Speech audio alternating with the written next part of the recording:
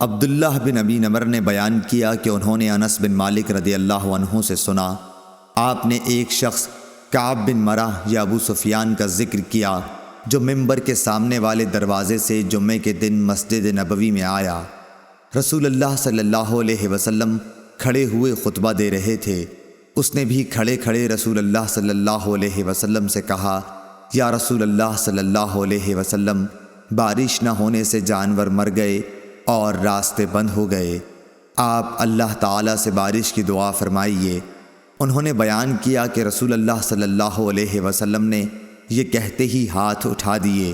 آپ صلی اللہ علیہ وسلم نے دعا کی کہ اے اللہ ہمیں سیراب کر، اے اللہ ہمیں سیراب کر، اے اللہ ہمیں سیراب کر۔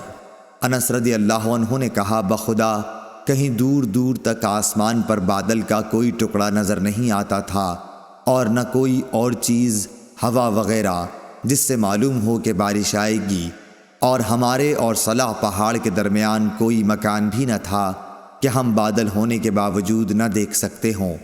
پہاڑ کے پیچھے سے ڈھال کے برابر بادل نمودار ہوا اور بیچ آسمان تک پہنچ کر چاروں طرف پھیل گیا اور بارش شروع ہو گئی۔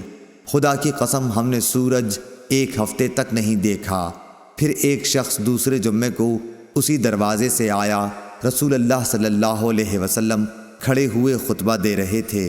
اس شخص نے پھر آپ کو کھڑے کھڑے ہی مخاطب کیا کہ یا رسول اللہ صلی اللہ علیہ وسلم، بارش کی کثرت سے مال و منال پر تباہی آ گئی اور راستے بند ہو گئے، اللہ تعالیٰ سے دعا کیجیے کہ بارش روک دے۔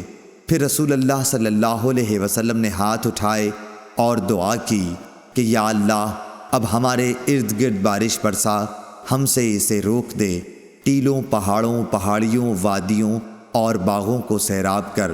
انہوں نے کہا کہ اس دعا سے بارش ختم ہو گئی اور ہم نکلے تو دھوپ نکل چکی تھی۔ شریک نے کہا کہ میں نے انس رضی اللہ عنہ سے پوچھا کہ یہ وہی پہلا شخص تھا، تو انہوں نے فرمایا کہ مجھے معلوم نہیں۔